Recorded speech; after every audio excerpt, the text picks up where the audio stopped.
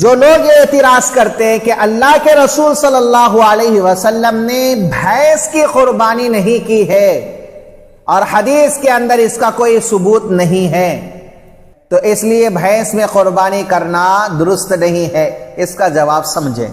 الا بذکر اللہ تطمئن القلوب۔ نحمده ونصلی علی رسوله الکریم، اما بعد، عن جابر بن عبد الله رضی اللہ عنہ قال حججنا مع رسول اللہ صلی اللہ علیہ وسلم فنحرنا البعیر عن سبعة البقرة عن سبعة رواہ مسلم او کما قال النبی صلی اللہ تعالی علیہ وسلم۔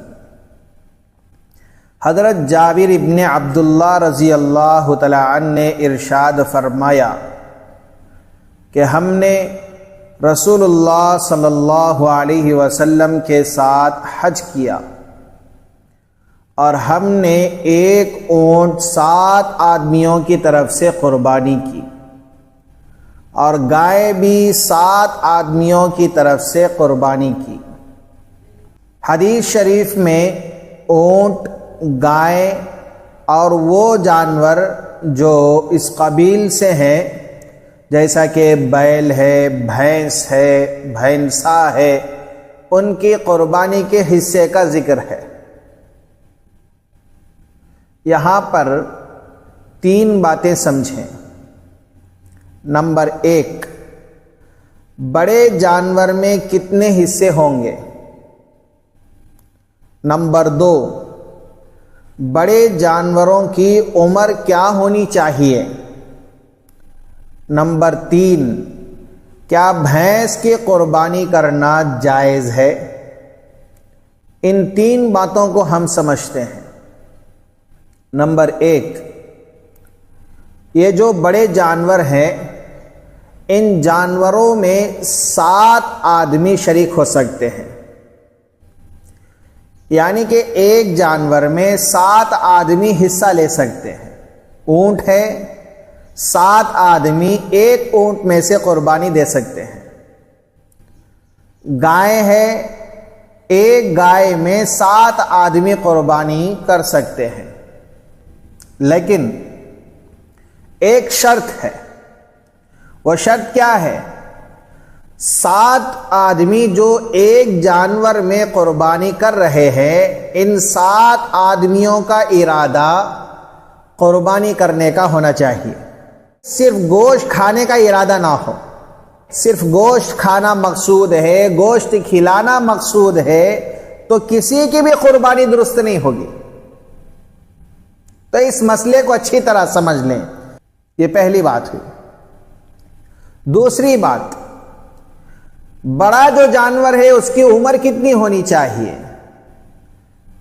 اونٹ ہے تو اونٹ کی عمر 5 سال کی ہونی ضروری ہے۔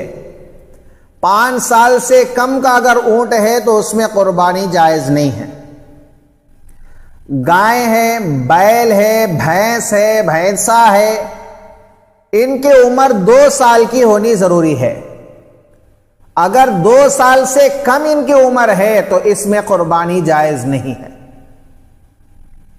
تیسری بات، آج کل چند لوگ یہ باتیں پھیلا رہے ہیں کہ بھینس کی قربانی جائز نہیں۔ وجہ کیا ہے؟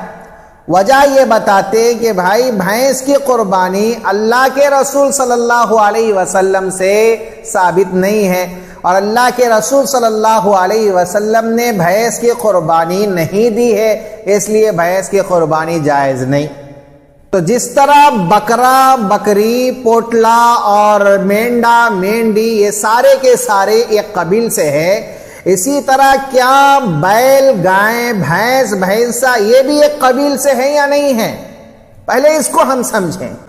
ایک لغت ہے المنجد، عربی لغت ہے، اس لغت کے اندر لکھا ہے صفحہ نمبر 101 پر، الجاموس جمع ہے جوامیس، فرماتے ہیں ضرب من کبار البقر، جو بڑی بڑی گائیں ہیں، بھینس اس کی ایک قسم ہے، بڑی بڑی جو گائے ہوتی ہے ان کی ایک قسم کیا ہے؟ بھینس بھی ہے۔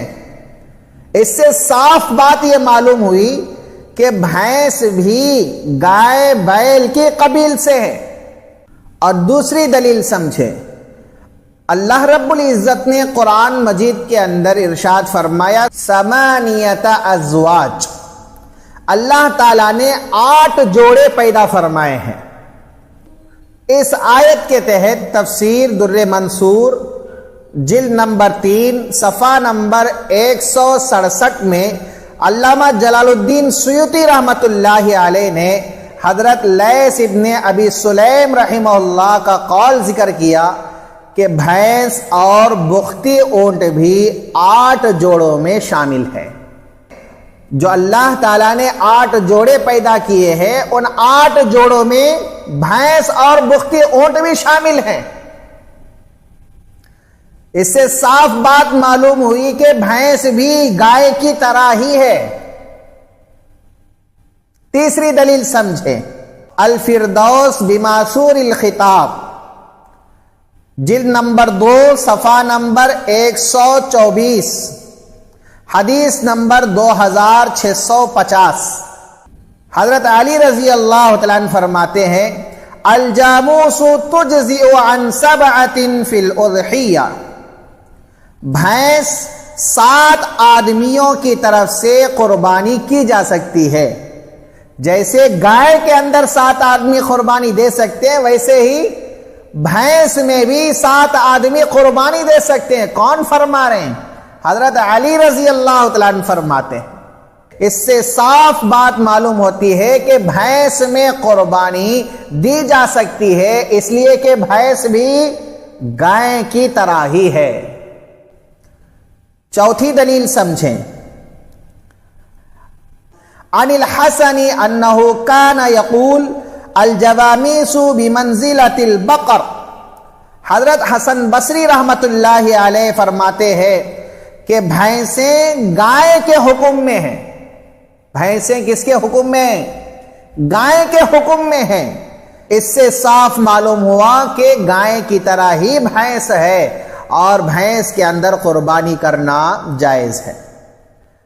پانچویں دلیل موطا امام مالک، جس کے اندر حضرت امام مالک رحمت اللہ علیہ فرماتے ہیں قال مالک وکذلک البقر والجوامس تجمع فی الصدقۃ علی ربها وقال انما هي بقر كلها۔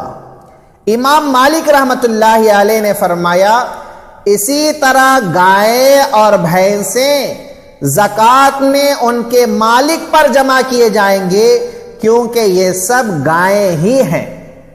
یعنی کہ زکوٰۃ کا حکم جیسے گائے پر ہوتا ہے، اسی طرح بھینس کے اوپر بھی ہوتا ہے۔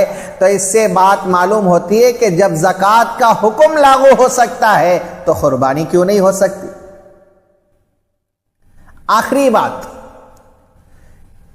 جو لوگ یہ اعتراض کرتے ہیں کہ اللہ کے رسول صلی اللہ علیہ وسلم نے بھینس کی قربانی نہیں کی ہے اور حدیث کے اندر اس کا کوئی ثبوت نہیں ہے، تو اس لیے بھینس میں قربانی کرنا درست نہیں ہے، اس کا جواب سمجھیں۔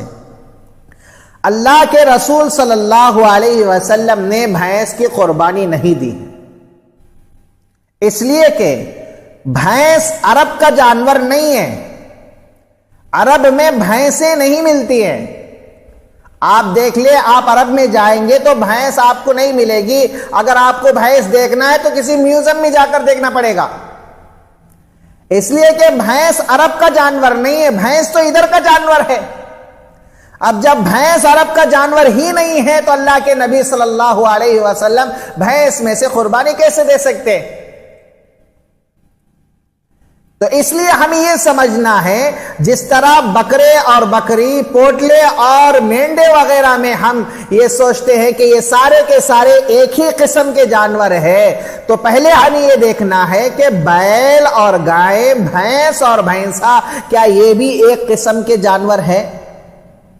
اوپر جتنے دلائل بیان کیے گئے سارے دلائل سے صاف بات معلوم ہوتی ہے کہ بھینس اور بھینسا یہ گائے اور بیل کے ہی قبیل میں سے ہے، انہی کی ایک قسم ہے۔ تو اس لیے جیسے گائے اور بیل کے اندر قربانی جائز، اسی طرح بھینس اور بھینسے کے اندر بھی قربانی جائز ہے۔